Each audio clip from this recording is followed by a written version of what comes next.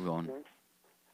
Welcome, everyone, to another week with your hosts, Mordechai, Weinberger, and Harav Nissen. What an honor and what a schus we have to be here and to do this mental health awareness program.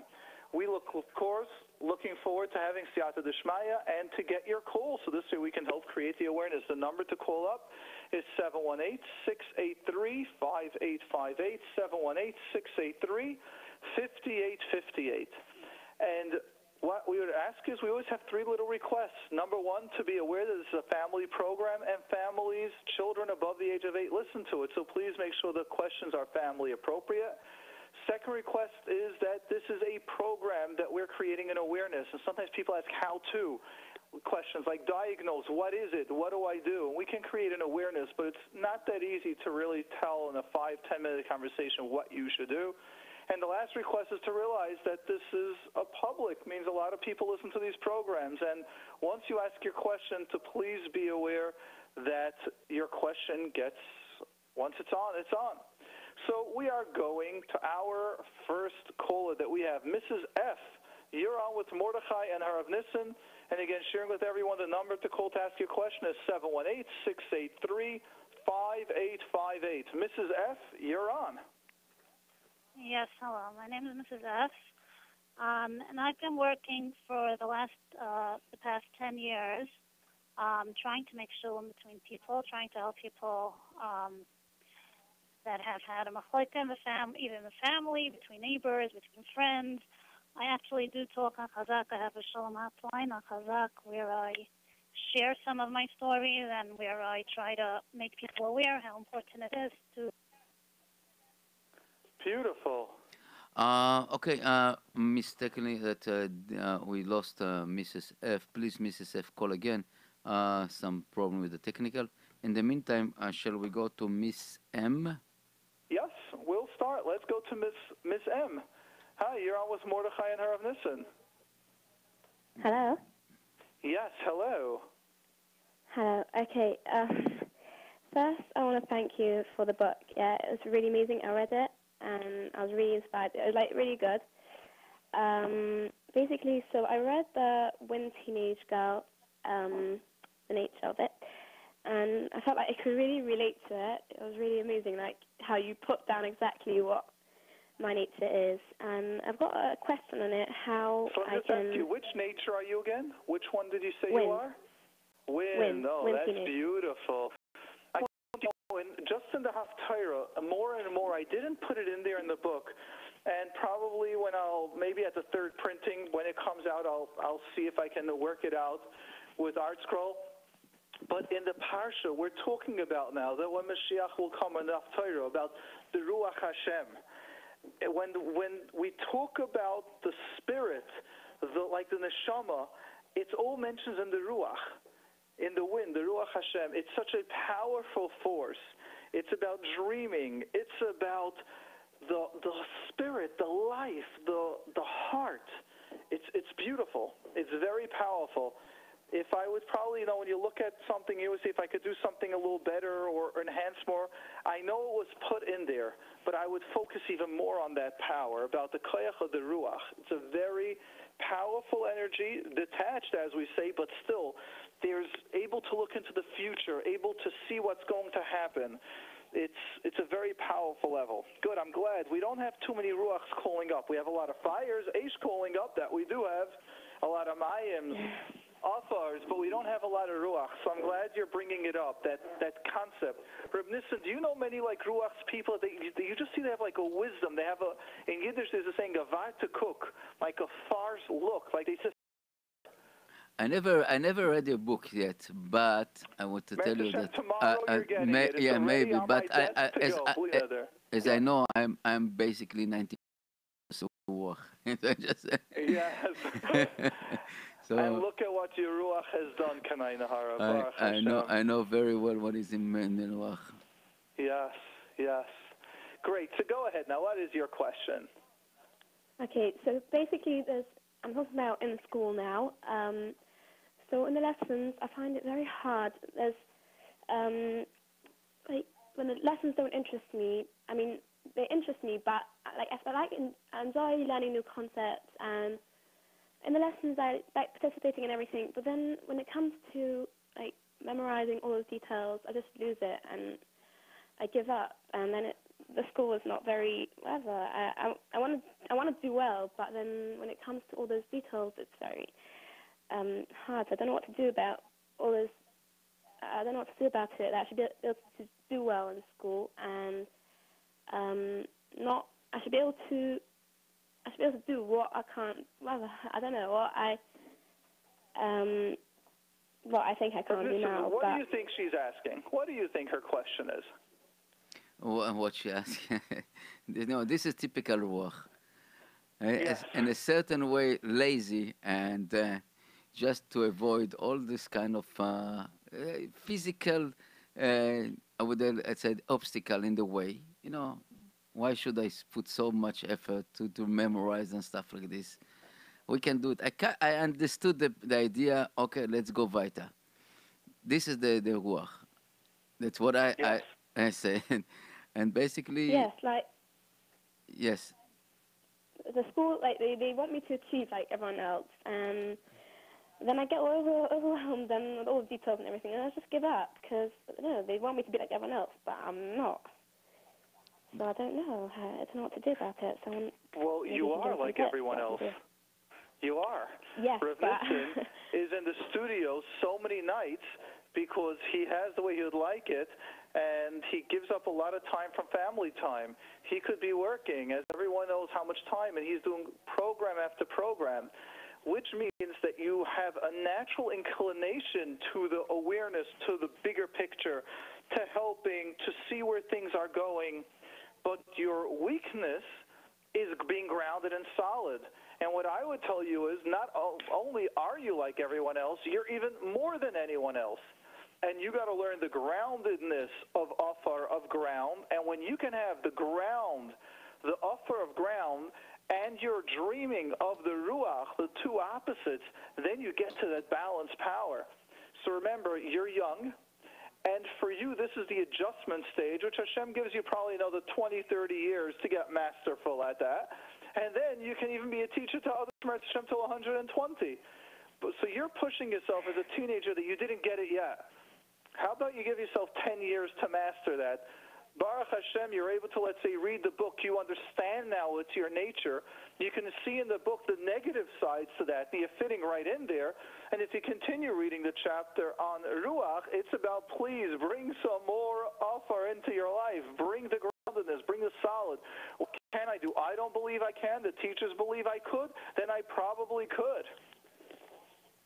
Yeah, but I feel like they don't understand me. That I don't know. Sometimes I feel like I give up. It's so hard, and I don't know. For my nature, it's much harder. I don't know. Like, what can I do about it? How can I get Earth into my life? How can I? How much? Read how the am I able chapter of Earth. to? Read about groundedness. Make little goals now.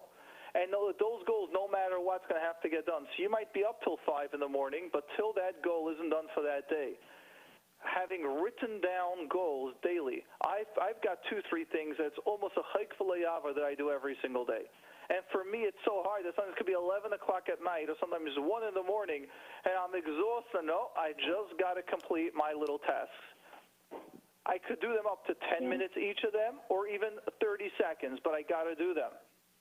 I'm not such a ruach, I'm more mayim, but still, for me to be grounded is many times difficult. Yeah, but it's very hard. Oh? Like, Yeah. Life is hard. But I'm sure that the teachers tell your parents she can do much better. She can do that's all what they all of it. say, but That's I don't but know. we know this, and I'm sure that you can do it. It's no question about it. Just as Rabbi Mordechai said, write yourself. Right. I did it for myself. It took me many years to basically to work it, and I once upon a time I used to work in the museums, and you have a deadline over there that the gate of the museum open for the exhibition in this hour, and we're still working up to the last minute, and this is something that has to work, and other people already 2 days before already finished. So if you write yourself and make yourself like a little bit like a notebook, and child, that doing. I am doing this today. I know that it's difficult. I know that it seems like so stupid. And why should I repeat it? That's why I learn is I already have it. I already understood it. What the point? Today, I tell you, I see that I missed a lot of things because of this, and especially by the Limudei Kodesh, that I force myself to sit and learn. Even I got the idea, but I'm missing the process. And I would say that in university, for example, what I study, industrial design and environment design, one of the biggest challenging is not to create the item or the object, is the process how you come to the design to build this object. And this is the most difficult for me. Was the most difficult because I come with idea chick chack and put it on the table, on a board and finish. But to create a process is very tough, and Yes. this is something that to work about it. So realize you're normal, you're healthy, you're exactly where you should be, and now starts the work. Like what? I should just when I have a test, I make myself learn for it. Yeah. Like all that, I find. Yeah. Yes, you got it. Like, the school don't understand. I don't That's know. it. How can I Read make the book, follow up with steps, get someone, but just realize that's welcome to life now. And the person that's Afar has such a hard time dreaming, but it's not. I don't see it. It doesn't make sense. That's everyone in this world, everyone listening had to learn something, had to deal with something. So help me just to make targets and everything. Yes. To write down. Two, 3 targets. Write down that you're going to do every day. Bli neder. Okay. Good. Thank you. Yeah. Okay. Thank you very Yes. much. You're welcome. Thank you for staying up so late and calling in. And for those listening, the number to call up is 718-683-5858, 718-683-5858, and we would like to take your questions. So please go ahead, call up 718-683-5858. And we are going back to Mrs. F. Yes, hello. Yes, hello. We got disconnected somehow. Yes. Okay, so I basically work. I'm not a licensed therapist or anything. I just try to help people make peace, make shalom between family members, between neighbors, between friends. And today is the yahrzeit of Aaron HaKohen, Oyev Shalom, V'roidev Shalom. It's beautiful for you to make. I do have a hotline that I run on Chazak, a Shalom hotline, and people basically get my number through Baruch calling Hashem. into Yes. Chazak. So the last few months, I've been getting an enormous amount of phone calls, abnormal amount of phone calls between mothers and daughters who are not talking to each other. And many times the daughters are in therapy already, and sometimes I do get permission to speak to the therapist. And I just have a couple of questions that I'm wondering if you can help me with, so that I should be able to help these. So my first question is that I did hear from certain therapists that in order, if a daughter has a mother with a personality disorder, then the only way to heal that daughter is if the daughter completely disconnects and breaks off from her mother. Now, my question is it true that daughters with personality disorder, mothers with personality disorders, the only way they can be healed is if they break off completely from their mother? And if that's the case, shouldn't that be asked for, being that we're dealing with covenant of method, which is part of the Aseret Hadibris? I mean, I know that if someone is told by a doctor not to fast on Yom Kippur, they know that they first have to call a dayan or a Ruv and ask a Shala and explain what the doctor is saying and ask if they're allowed to not fast on Yom Kippur. Why are there so many daughters that are not even, if I ask them about Das Torah, they wonder, they never heard of this question. Why do I need Das Torah? My therapist said, I don't have to talk to my mother anymore. Finished. And sometimes the mothers are not even aware why their daughters are not talking to them. So my question is that true? Is that the only way to heal these daughters? And is that correct from a tighter perspective. You know, I feel we can have probably an hour conversation just with you without any callers. Rev Nissen, let's see how this conversation will go. So let's start with a question that you've done, and I'll just tell you the difficulty in your question. You've said in a blanket statement, the only way to heal daughters that their parent has a personality disorder is to disconnect. Now, anything in the medical field, as well as the psychological field, works with it depends. So would you say the same blanket statement, take an easy illness like a strep throat, that if anyone ever has a strep throat, 10 days of antibiotics will heal a strep throat? Would you say that? No. Why not? It's a simple thing. How many years do we already know how to treat a strep throat? Right, right. Okay, so now understand that a personality disorder is 1,000 times more complicated to deal with than a strep throat. Mm-hmm. So now let's understand. So you've asked, is that the only way? The answer is, of course not. It depends on how severe the personality disorder is. Depends on how severe the child has suffered, depending which number the child is. If they're number one and they got the worst of it, if they're the younger ones where there's already other married siblings where they can go to, depending if the personality disorder is a mother and it's a daughter that suffered, depending if it's a personality that's a father, personality disorder that's a father and it's a daughter, or it's a father and a son. Each of these depend on the level of it. Now, let's go to the next level you asked. When it is severe, and the parent with the personality disorder, understand, when it's a severe person, there are also different levels of personality disorders. There are those that walk around pain and that they're more confrontational when you're just interacting with them. There are those people with severe personality disorders that they will rather, that I know parents that have personality disorders that were cursing their own grandchildren to die. This way they can punish their daughter for not speaking to them. Now, would you encourage that daughter, when her mother is cursing and davening every day to Hashem that her grandchild should die, this way the daughter should feel pain? Would you say, let's now encourage this daughter to speak to that mother when you see how severely ill she is? I'm asking. Right. Well, you're Shalom. You got an entire thing on Chazak about Shalom.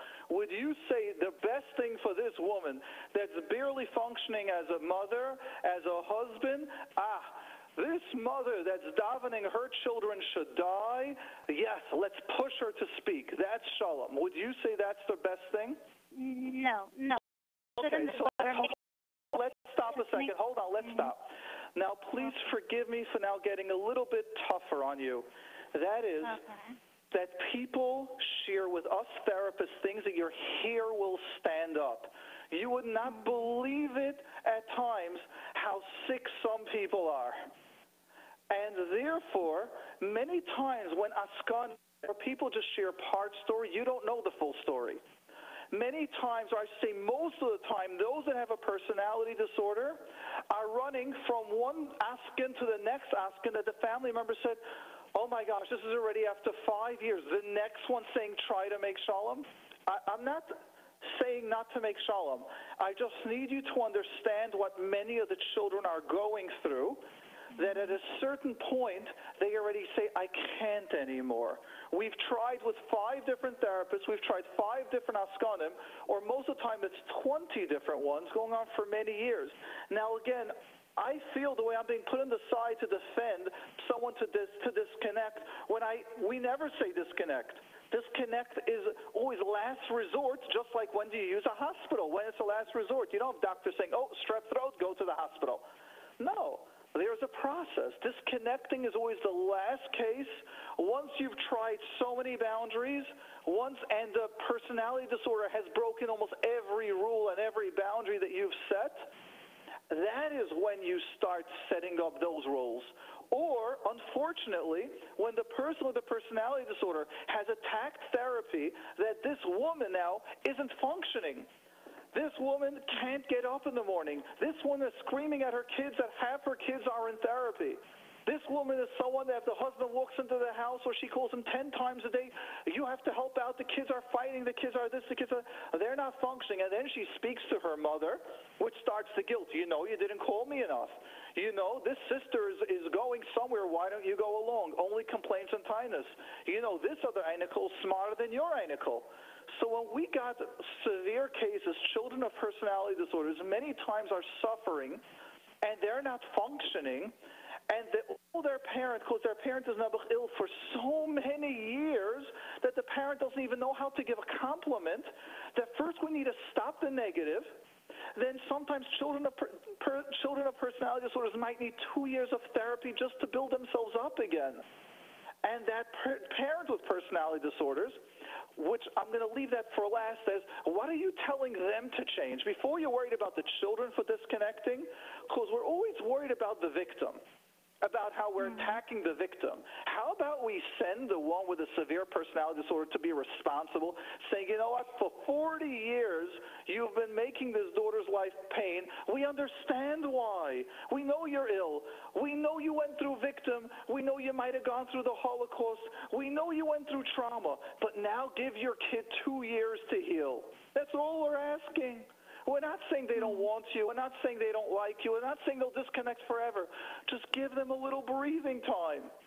Would you tell a person that is in an intensive care unit, now give a drasha, now get up and run the marathon?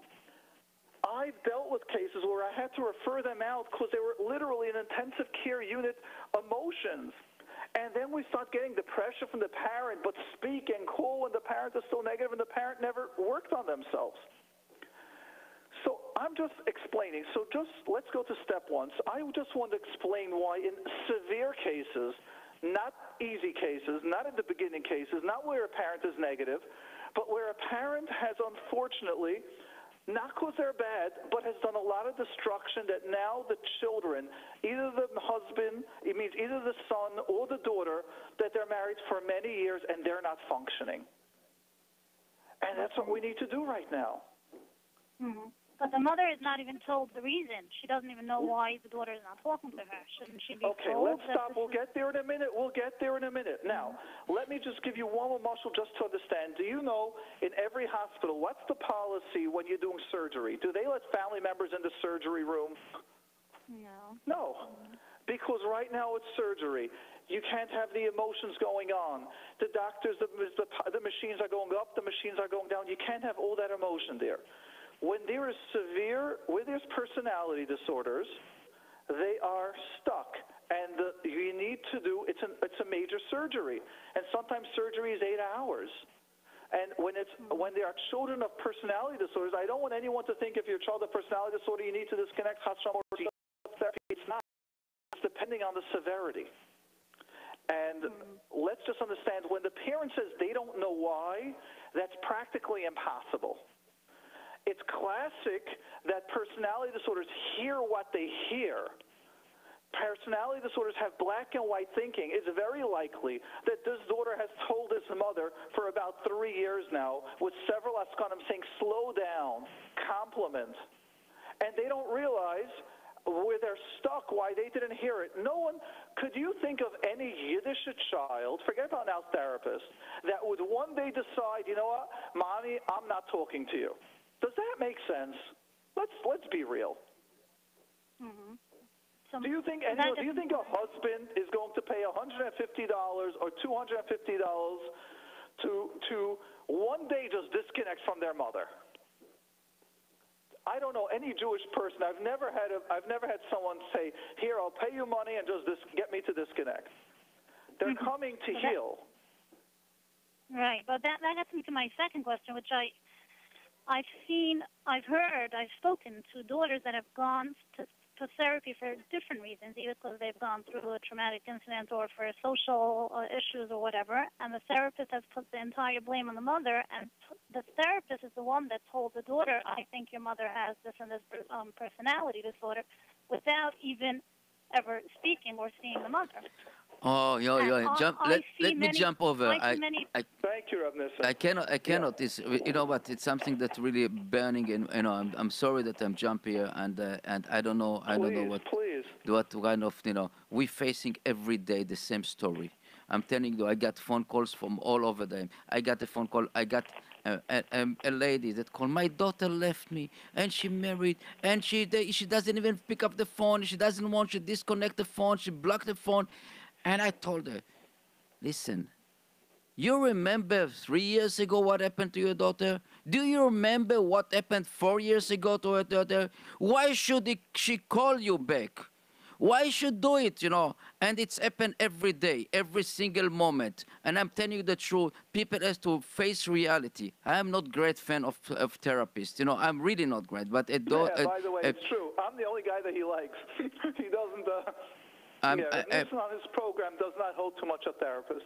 But I believe in a Kadosh Baruch Hu. I believe in everything. But at a certain position, you have to take and stand up. And a daughter she is not stam in a therapist. She is not stam because she need help. She need the chizuk. She need a good word, something good. She is worth something. I'm telling you, I have a case right now. It's not a daughter. It's a wife that really has under abusive. A BBT husband, and all the Askanim, and all the Rabbanim, and everybody. I'm not talking about one or two. I'm talking about 20. Couldn't help it. Couldn't help it. Sometimes I know personally of two cases where I know the mothers, and I know that the daughters have exaggerated and the daughters stories to the therapist, and the therapist never spoke to the mother or saw the mother, or diagnosed the mother by listening to the daughter. Maybe the daughter is exaggerating. Maybe she's distorting facts. Maybe it's not true. And now she's totally cut off from her mother. Let's go ahead and take your question. Let's take your question. So your question is, how could a therapist ever diagnose or tell a person to disconnect? Maybe the daughter is the problem. And I'll tell you a little secret that we do in therapy, and it's very simple. When someone's got a personality disorder, if someone's making up stories and lies about their mother, these people have, it's called an interpersonal issue, means they have a difficulty with getting along with people, and they're going to have it with their husbands, with their kids, with their mother-in-laws. One of the ways in order to diagnose a personality disorder is they must have interpersonal issues, means they must have difficulties with people, and it has to be consistent in almost every area of their lives. So people that are diagnosed with a personality disorder, it's consistent, means where it's personal. Not if it's at work where they could be there 6 or 7 hours and they don't have to be personal, but they might have it with the boss. So you will find people that are personality disorders, they've got fights with the neighbors, they've got fights with a spouse, they've got fights with daughter-in-laws and son-in-laws. They'll have fights, consistent fights, not in every area, but in many areas. So one of the ways that a therapist starts being aware if someone is the personality disorder or if someone is making it up is the first place is almost all personality disorders will have fights with their therapist. I don't like this. How do you not change the time for me? I don't like this. I don't like that. We see the signs. You can see the personality disorder within the first 3 sessions. They can't hold themselves back because you're going personal. So when the therapist starts telling the daughter, no one meets a client, also says disconnect. That's not how the process goes. The process is, can you just speak in Erev Shabbos? Can you speak 2 or 3 times a week? Keep the conversation short. And you know what usually happens when you speak to a daughter, you tell a daughter, okay, just call your mother, just talk about neutral stuff. Right away the mother goes, generally, oh, you don't want to talk about the painful, you don't want to talk about my pain? Everything's about them. I've heard so there is no way to work Huh? it out with certain boundaries, so they should be able to talk once a week or whatever. Of course you could. The only way to do it is to disorder. You know what disconnect. the personality disorder does? The personality disorder says, don't call me Erev Shabbos once. I don't want to be a mother for that once. That's nothing. Personality disorders are, again, black and white thinking. If we don't speak mothers with, that tell me that they wish their daughters would call them only once a week. they Let them even tell call you just once that. a month. They tell you that. They tell you that. And the reality is when you speak to the daughter, why don't you call? They'll tell you their trauma of when they tried that. They'll share with you how we tried it. It's a classic story. You see, part of the problem with a personality disorder is They share their distorted view. So part of a personality disorder is they're a lot more sensitive. So imagine the daughters also, I just want you to understand, when you're talking to personality disorders, the conversation is not about the children. It's not about the grandchild. It's about them. If the grandchild is successful, it's good for them. The grandchild's not, it's not good. A grandchild is fat, they'll tell you your grandchild's too fat. The grandchild is too tall, your grandchild's too tall. The grandchild is, they're going to have complaints. They don't know. They need to first be taught how you speak. And if that child, when you get the cases before it's the severe cases,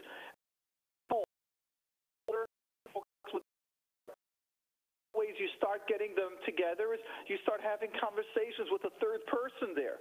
The borderline usually behaves much better when they're afraid.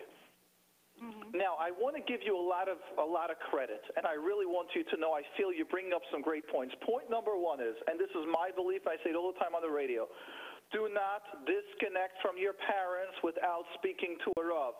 I agree with you 1,000%. I can probably say, I don't want to say every, but almost every case in our office where we had to start slowing it down, or even if you just speak twice a week, no personality disorder parent has ever told us twice a week, that's fine. They go, I don't want to speak to you if it's not twice a week. Then they don't pick up. Then when the kid still calls, then they stop calling. Then they go to the Rav saying, you see, my kid stopped calling. No, you stopped picking up the phone, and you distorted the conversation. Or the kid calls for 5 minutes, but to the personality disorder, 5 minutes is not called a conversation. So now they will say they were never there. Let me share with you a great story that only victims of personality disorder children can understand. A personality disorder woman is in the hospital. Her children, the son and daughter-in-law, is there every single day for 3 weeks. The son gets a call from a nurse on the cell phone saying, how dare you not visit your mother once? Your poor mother is a victim. She went through many traumas. How can you not visit her? And he's telling her, nurse, I don't know which department you're on, but I'm in the hospital right now. She says, can't be. She says, come into the room. I'm there right now. So she goes up, and she also sees the son there. And then she goes to the lady, and right away the personality disorder says, sends the son out, and then tells the lady, he just showed up. You must have called him, and he's here now. Mm-hmm. This is classical stories. Now, the reason why the children don't want to speak to you is not because they don't want to make shalom, because part of the problem with a personality disorder is that once the askin gets involved, usually after 3 months, they see how the personality disorder is not agreeing to any of the agreements, and then the askanim drop the case, which makes sense.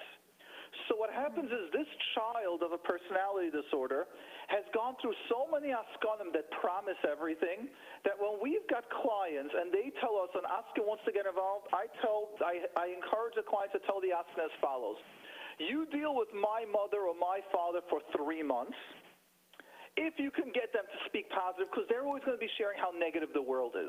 They can't remain 3 months and grow. They drop out of her. You tell them they don't want to do, and all of a sudden you'll see how they turn on you. So what I usually tell my clients are the new askin called up, just tell the askin, look, you're number 28, because there's usually high numbers. They don't stop.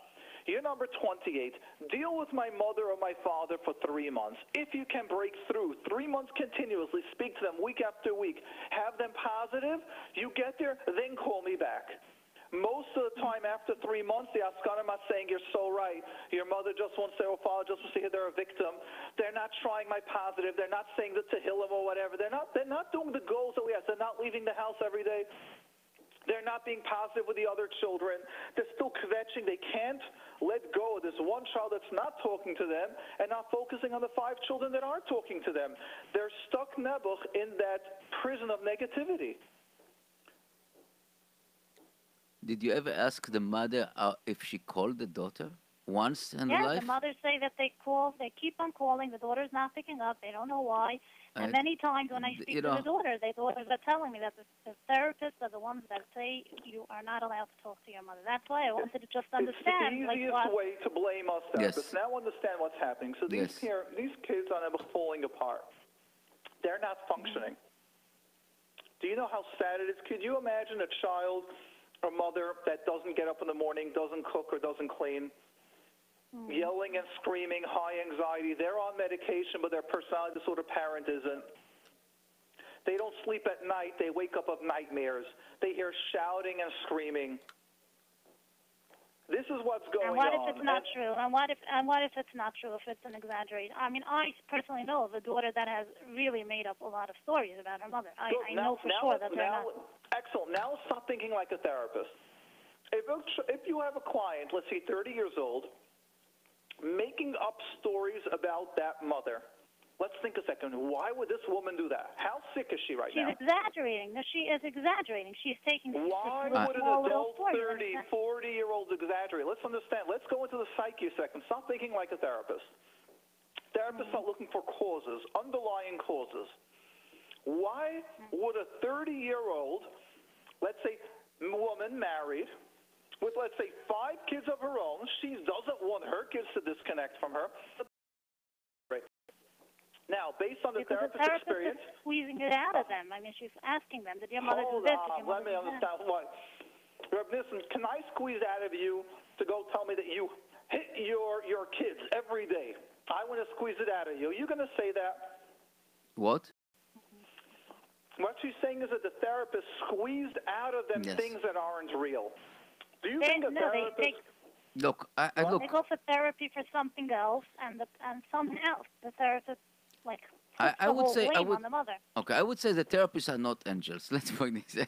And sometimes, but I would say that definitely sometimes in a certain issue, maybe the daughter has a problem. But I want to tell you about the BPT. You know that we are dealing. That I learned this term here in the show, and it's so right. It's amazingly to see a woman or male a man that basically all over the world volunteer here, working in the chesed hour and this, and when it's coming to the own world, they're closing, and that's no kids and nothing, you know. And if you can ask how many times they call the kids, compare what she complain, okay, of the kids. If the kids doesn't call them or don't call them and 5 times a day, so it's not good. Negativity. One thing that I would say that therapists help to these kids, or maybe the parents as maybe the kids is BPT. It's opened also, but the parents has to learn how to basically to live with, or the spouse. This is the whole idea of the awareness here, because this is we're giving here on the radio to people the point of view to look around and see something wrong, and how to keep running and living with this. We believe, as Rabbi Mordechai said today, this morning was Aaron Cohen, Ohev Shalom Vodev Shalom, but when it's come to a din, to basically Aaron wasn't, we learn it in the Daf Yomi, that Aaron Cohen couldn't be a judge. He always favored the pshara. He couldn't make, but when you have a din, it has to be sharp, like a knife. And okay, I don't want you to get me wrong. I personally send many people to therapists when I feel that I just can't deal with it. I tell them I think you need professional help, and I've sent many people to therapy. I don't think that therapists... I love this conversation. I want to make sure that I you don't think that personal. Therapists are wrong at all. I mean, I think therapists have done wonderful things. I want to explain it. I appreciate it. Very rarely can I discuss it with someone. So let's go ahead and take your question. I like that what you just said, because I had that recently. Watch this. A person comes into my office telling me they suffer from anxiety.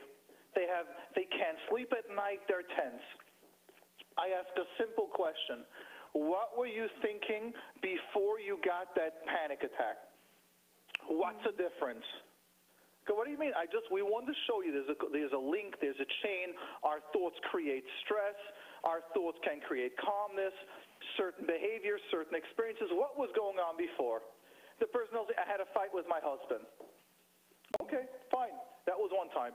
Tell me another time that you had. When did you? Says, and let's say the person will say, sometimes I get mamish serious back pains. Okay, what was going on then? My husband was saying that there's no money going on, that we don't have money. And as we're just asking questions about the stress, more and more stories are coming up about the husband. So would you say now that the husband is created in this woman, the mind, he or she forced her to say the husband's the problem? Because I get attacked by that all the time. So that's why I appreciate the ability to explain it. So now imagine the therapist is asking this daughter, saying, okay, so you had a pretty good day, or you had a good 2 days. Wow, all of a sudden you're stuck in bed for 2 days. What happened just before that? I spoke to my mother. She told me how all the other kids are good, and I'm the worst child. She has charot if she ever had me. This is classical words of personality disorders. And once I heard that, I couldn't handle, and then I went into bed. So he said, okay, so let's recognize getting critic. Now, we ask the next question. Is it just by your mother, or do you get critic from other people? Like maybe the person's too sensitive. And then the person says, no, it's always whenever it comes up to my mother. Give me another example. Then we start seeing 4 or 5 places. When she interacts with her mother, she's stuck in bed and she can't function. Again, this is more severe. Then we start asking, because we don't want to assume that it's just a mother. We start asking, what happens with your husband? Do you ever have a disagreement with your husband? Because if whoever's listening and is married knows it's normal to have a disagreement. And she'll say, yeah, I had a disagreement, and how do you after this disagreement? I'm okay. Now, most professional therapists will just believe those words. You even ask them, tell me the disagreement that you had with the husband. And they share with you, he wanted to go out at night to chasna, I wanted to go earlier, he wanted to, or the other way, he wanted to go earlier, and I said, no, I have to put the kids to sleep. He walked out upset, but I still put the kids to sleep. Then we went together to the wedding, and we worked out. So you see, oh, there was a disagreement, and she didn't have back pains, she wasn't negative, she didn't think she doesn't want to live anymore, and that's how we start recognizing, we start developing a pattern. Many times children of personality disorders are so used to this language that they don't realize that when a mother criticizes, or this personality disorder parent, or even sister, we're talking over here about mothers, but what about sisters? You've got sisters that are saying, oh, you put this sister-in-law to sit next to you and not me, so I'm not coming to your next wedding. And now there's an entire fight in the whole family. Personality disorders means that around them, relationships are complicated. They take things personal. Around them, unfortunately, there's usually machlokes, and to the outside world, they're always the rachmanis. And the simple test on how you deal with personality disorders is give them a task, something that's hard for them, and you see how quick they turn on you. Part of to diagnose a personality disorder is they have to have the ideation, where they respect you tremendous, and then they turn your enemy. You do what they want, you are Mashiach. The minute you don't do what they want, toiks up kapuras, you're nothing worth. That's part of the diagnosis for personality disorder. They're extremes. They love you and they hate you. Could even be in the same sentence. Thank you very, very much for explaining this to me. You really helped before me. you Thank hang you very up, much. I want to ask you, Mechila, if I was too tough on you. Do you feel I was too tough on you?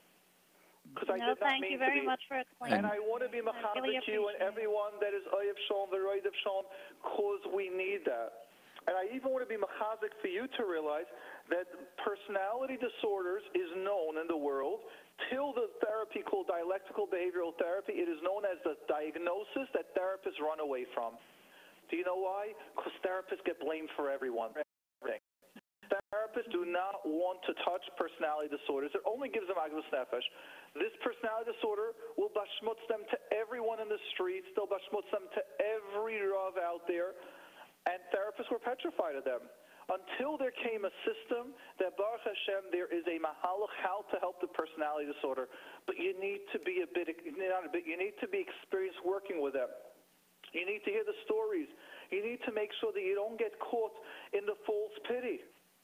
And sometimes, I'm going to say something controversial, and please not to take it the wrong way, but sometimes they are very smart that they would then want to learn to say, you see, I'm a Talmud Chacham, or you see, I have a doctorate, a college degree, or you see, I'm very wealthy. And that's when, unfortunately, you have many times where people are, sometimes the family members don't want anything to do with it, or they're confused because they use their knowledge as an excuse to get away with whatever they're doing. So chas v'shalom, I just needed to be aware that sometimes with personality disorders, they can have a lot of titles to their names, but it's still unhealthy. And it's still an illness, and it's still able to help. So for you and everyone doing shalom, chazak v'amatz, please do that. And I want to finish off saying, I believe, and I say this all the time, any therapist that if you're going to tell a child to disconnect, needs to be worked with a Rav. Thank you very what much. you said 100%. And I hope this, and I wish you hatzlacha. I really do. Amen. And I also apologize, I'm Bechila about this. But really, it's something that, especially a case with the mother and daughter, that I really was involved, very strong. And I saw it on my eyes, and it's really, really, you have to work about it strong. A parent has to accept it, or a kid has to accept. Many times the kid is a personal border. And yes, there are parents that the kids have personality disorders, sure. And the parents hiding it until certain age, and then it's blow in face. Yes. I'm going to read the message of this. You got someone complimenting you. That's beautiful. So first, let's share with everyone the number. It's 718-683-5858 to please share your comments and whatever you would like to share. 718-683-5858. Boy, I haven't looked. We've got over here a lot of messages. See, here we got one. I wish I could tell that lady how hard it is to recognize how damaging loving parents can be. It's much easier to downplay than face reality. Okay, that's one message. Another message that someone sent is, let's check this out because you are sending a lot over here. All right, let's just read some of them.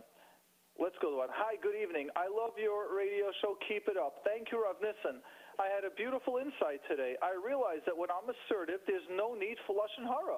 For example, my sister will lash out at me over the phone because she's in a bad mood. I can choose to be assertive and tell her, I love talking to you, but it seems as if you're not in the right mood now. I feel you're letting out your frustration on me. When you calm down, I'll be more than happy to speak to you. Whereas if I stay on the phone, I allow her to carry on and lashing out, I will wait for her to put down, call my brothers and sisters, and sometimes my friends, and tell them how my sister just lashed out at me and she is crazy. She is always doing this to me, blah, blah, blah. Amazing. Baruch Hashem. I am so happy that this information, people are getting it. Yes, lashon hara of Nissen, giving you the credit for that. Lashon hara is when we're weak. If you could tell the person, please don't do this, then you're strong enough to do it and stop it. So again, just for people, I'd like you to know, you can ask your question, call up, 718-683-5858, 718-683-5858. So that I agree with the woman. Okay. Yes, let's go ahead and read this. Thank you for all that you do for the cloud. Amazing awareness on the radio, and you two phenomenal, and your two phenomenal books inspired me to grow tons, Baruch Hashem. I'm creating a course for teenagers on self-growth and awareness to be taught in high schools in Eretz Hashem. What are the top few topics you would suggest I include with true appreciation? Thank you. Okay, let's see this one. I agree with this woman. My daughter hasn't spoken to me in quite a while, over a year. The therapist never spoke to me and only hears one side of the story. Great. Let me go ahead and share to all of you parents that your children aren't speaking to you. Let me share with you a very simple aside. Love. Just practice giving other children of yours just positive without any negative. Just try it. Just very simple. Just try giving positive. You will see that if you practice, usually when we tell a parent that children have disconnected, why do you think a child would disconnect? Either you're way too weak that they're manipulating you, that the child is a personality disorder, because what child would want to disconnect from their parents? I can't imagine a healthy child to want to disconnect. So either they've got a personality disorder or their spouse has a personality disorder, or it's possible that it's by you. And the way to get back to get close with your daughter is actually to have other relationships that are healthy. Have relationships with your other children. Stop thinking about you. Do you have disagreements with people that are close to you? Are you in courts? Are you whatever? Are you having issues with neighbors? Let's focus on you. Yes, it's painful. Of course I agree with you that it's painful. Of course therapists hate that.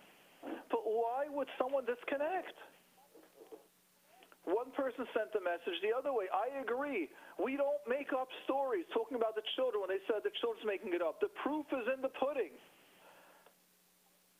All right, Rav Nissen, we are going to go to Mrs. K.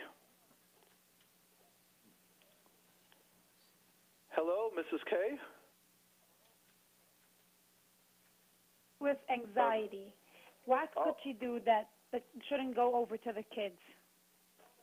Go for help. Change it. Mhm. No, isn't that simple? If someone has anxiety is Baruch Hashem, very workable. But is it going to go over? Let me ask you, let's try this again. Let's assume you have a stain.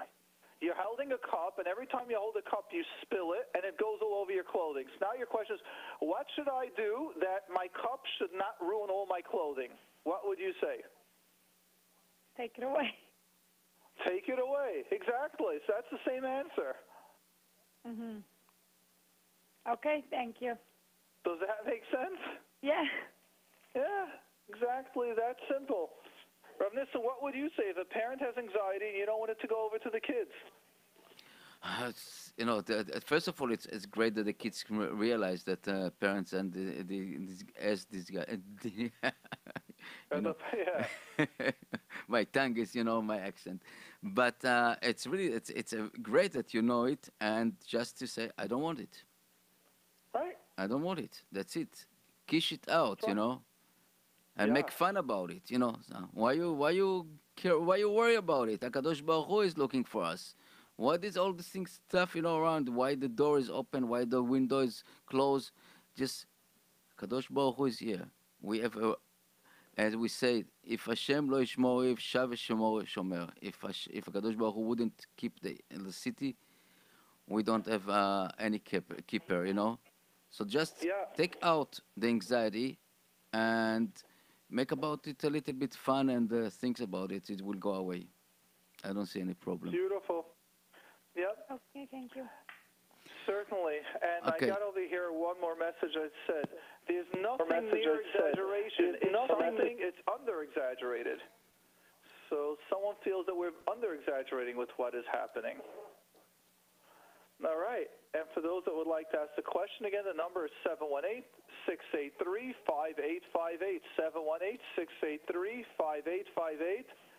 And we are looking forward to taking your questions and your comments. Go ahead. Feel free to call up. Okay, we have Mrs. L. Okay.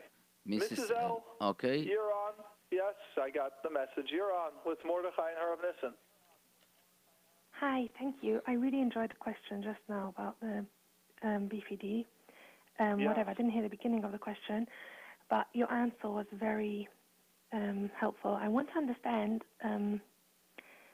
It makes sense that it could be if it's one of the parents, and even if it's not the parent that you would especially be good with, that it would affect a disconnection. To say that if it's like it would be the father, and if a boy would go rather with the father and a girl would go rather with the mother, which have more connection, it makes sense. I would still feel that there's connection. Of course. Let me take your question and heighten your question. It's as follows. I can see people come into the office, and sometimes you can right away tell that they're a child of personality disorder. And I right away go, within 2 minutes, okay, which one of your parents is a personality disorder? I go, how do you know? And it's watch what happens. Let's assume it's a girl, right? And the father's a narcissist. The father's really not well. Let's just understand what's happening. That means that the father is all about him, upset at neighbors or whoever's not machshav how great he is.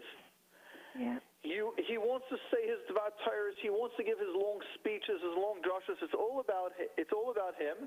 Everyone has to listen. You have to say yes, sir. You're not allowed to cry. If you're hurt, if you don't do a good mark, it's about he's upset. It's a reflection of him. And he was much tougher on boys. But what happens is the girls are in the house, and they they're get afraid. affected by what they see. That's right. When will Tati explode next? What happens if the girls did speak? He might have yelled 8 out of 10 times at the boys, but the 2 times at the girls, you're afraid. There's a saying in English, when will the second shoe drop? When will the other shoe drop? That's the saying. That means if you hear one shoe drop, you're expecting the second one. And now you're sitting on Spilkus, fear. The imagination of fear. The fear of what happens if he'll ever turn on me, or if I will get those shouting, you see the fear. So one of the ways is you could just ask a person a simple question, like, tell me about your day. And I'm like, why do you want to know? The only people that usually tell you, why do you want to know, or if you ask something, you go, oh, that's way too personal. Generally, it's usually there's a personality disorder in a parent, in a grandparent, or in a sibling. They're so afraid to have direct answers. People with anxiety open up right away, I'm such pain, please help me. When did it start? And they're going on and on and on, and you got to get out of it. You got to slow them down from talking. People with OCD, depending, they'll rationalize, they'll tell you this is the problem, it's only here, and then you got to get out more places. The ones that are not trusting you, the mistrust, the ones that question you, the ones when you say, okay, I think you might have this diagnosis, and they challenge you, that's usually a personality disorder because they're missing the healthy interpersonal skills. So yes, and I don't mean that they're missing the skills, I mean they're afraid. They're missing the skills because they're afraid of what will happen if they just act normal. Very insecure and very vulnerable. Yeah. I'm sorry. That's right. They're always feeling vulnerable. They don't know if just so you to understand, part of what happens with a personality disorder is that they have a low frustration tolerance. That means if something hurts them, they can right away explode. And they're in huge pain. So what happens is children being raised in that household don't know what will happen. It could be that the laundry wasn't made. Could be that a kid didn't fold the clothing well. Could be that they just cleaned the kitchen and someone spilled a cup. It could be at a Shabbos table where the father was making kiddush and then it went on the tablecloth and now he's furious. Or a kid wasn't standing straight and that ticked them off. The kid didn't say the Dvar Torah clear enough. A kid started stuttering. You don't know what will get their fear, what will get them, frustrated, and now that they can lose it. And when they get upset, they get very mean. They're very vicious, unfortunately. They have charat on what they do. But they still did it. So therefore, you can tell or see that even if it's a father, but the girls will still be affected. Does it make sense? Yeah, it makes loads of sense. Yeah. Well, Rabbi, so what do you say?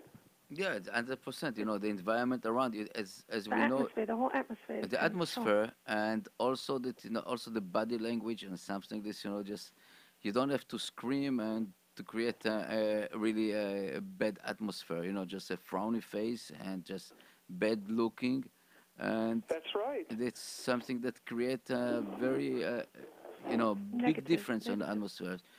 You know, if we smile, and I'm telling you that all of us, as this, sometimes you're coming home and we have tired and stuff like this, but when we just put it on our head and trying to change it, you can do miracles just by moving the face shape from the lips going up and not down.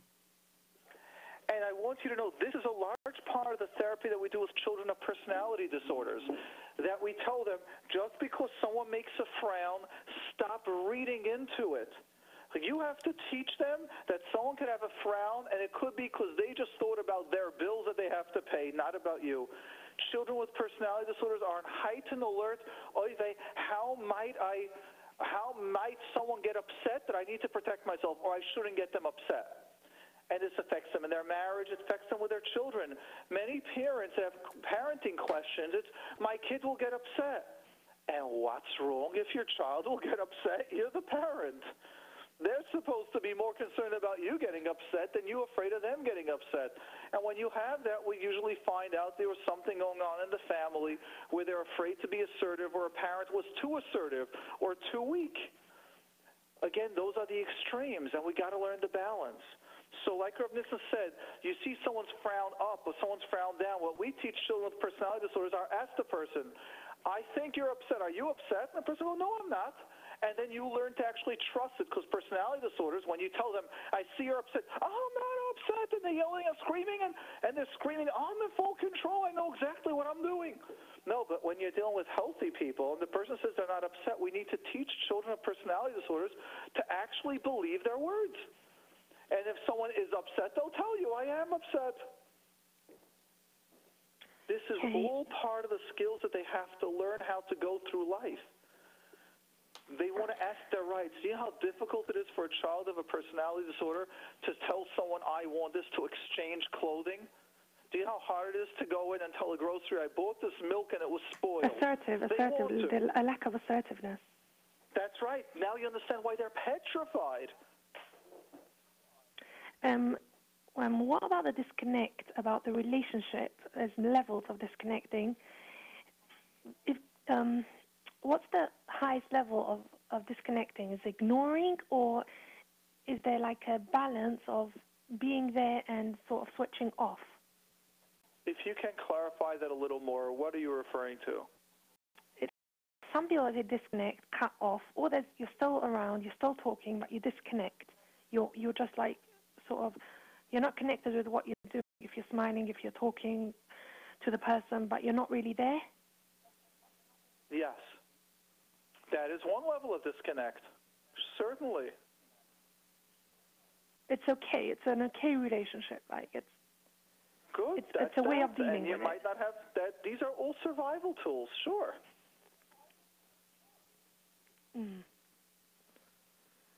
Yeah. Okay. I really appreciate it. I appreciate the line. Excellent. Good. So do I. Rav Nissen, what do you say to this? Yeah, excellent. No, Ed. A major important awareness. Thank you. You're so welcome. So glad. Thank you. Okay, we'll go to the probably to the last caller, right? Yes. And 1 second, Mrs. K. Mrs. K, you're on with Mordechai and Rav Nissen. Yes, hi. I feel like my mouth is on. Yes, do you hear me? Yes, we hear you loud and clear. I felt like I couldn't sit still. I was listening to your show. I feel like my heart is palpitating and my mouth is run dry. Thank you so much for the way you. I thank you so much for the way you answered this woman before about making shalom between mothers and daughters. I have no words. Thank you for the way you answered. Okay, can you explain to me why? You don't have to share your story, but just explain to me like what you feel that was so special about it. I don't know. There's just too much to say that I have to be quiet. Yes. But I would just tell you, I got a message where someone sent me. I'll send it to Rav Nissen of 10 thumbs up and like smiley faces and all telling me how much or like how much it was. And then they also sent a message saying this person isn't living with these parents. Let them live here for 3 months and then speak.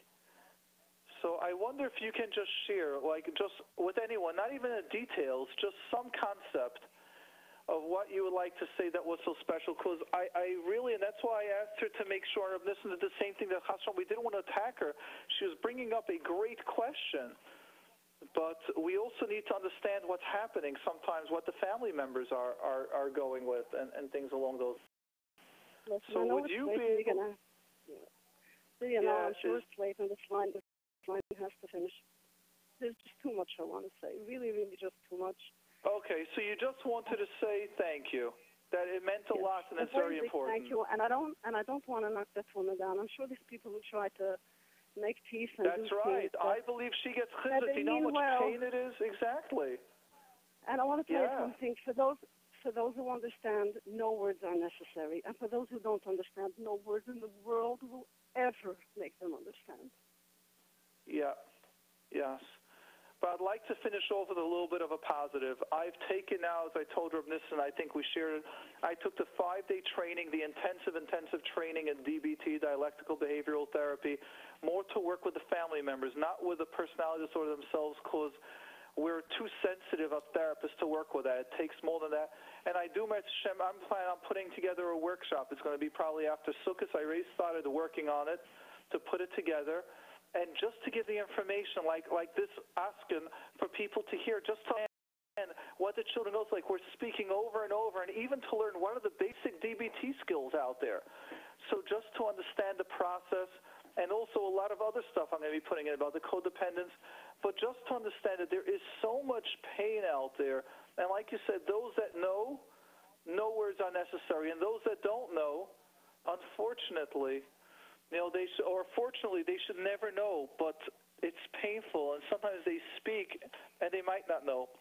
However, to this woman, I hope if she's still listening, Chazak Amatz, we need people out there talking about Shalom and willing to do, not just speaking, willing to get on the phone and spend time.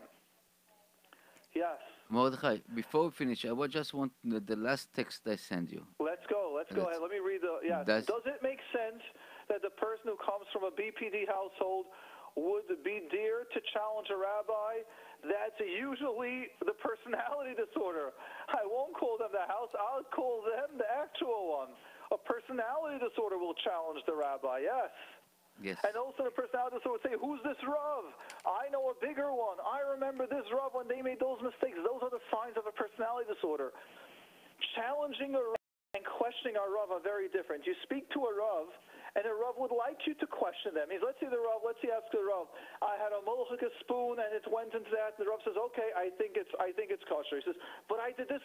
Oh, you didn't say you did this. Oh, now it changes. It depends like this. Rabbanim would like you to clarify your questions.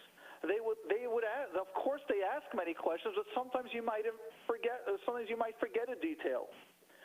So questioning a Rav means you're asking the Rav, can you explain to me why not this, why not that? A Rav will answer that with pleasure. When you're disagreeing with the Rav, what's your place to disagree with the Rav? If anything, you can go for a second opinion. But did you learn the halachas? Are you a practicing Rav? And not only that, when they usually, chas v'shalom, disagree with the Rav, they don't just disagree.